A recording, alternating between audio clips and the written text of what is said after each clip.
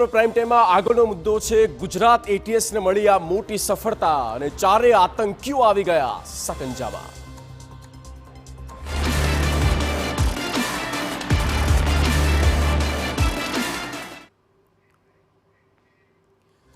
તો ચારે આતંકીઓને પકડી લેવામાં આવ્યા છે। ગુજરાત એટીએસને મળી છે આ સૌથી મોટી સફળતા। ભારતની જમીનને રક્ત રંજિત કરવાના તેમના જે નાપાક ઈરાદાઓ હતા અને એનો પણ ખુલાસો થયો છે। મોટી સફળતા।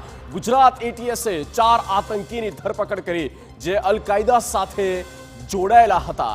દેશભરમાંથી તપાસ ચલાવી અને એટીએસે ગુજરાતમાંથી 2, ઉત્તર પ્રદેશમાંથી 1 અને દિલ્હીમાંથી એક આતંકીને ઝડપી પાડ્યો।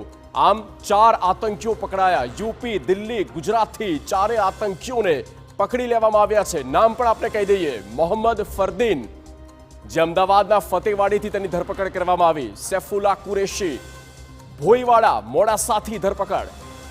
જીશાન અલી, નોઈડા સેક્ટર 63માંથી અને મોહમ્મદ ફેરની દિલ્હીથી ધરપકડ કરવામાં આવી। આ તેમના ચહેરા જોઈ લો, તેમના નામ જો અમે આપને બતાવી રહ્યા છે।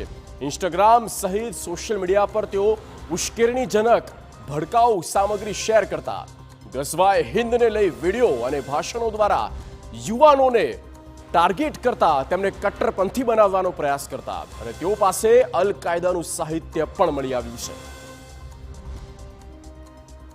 છે। પહેલા જે અમદાવાદ ફતેવાડીમાં રહેતા ફરદીનને ડિટેન કરવામાં આવેલ। આને પાસેથી અલ કાયદાથી રિલેટેડ ઘણો બધો લિટરેચર પણ મળી આવેલ।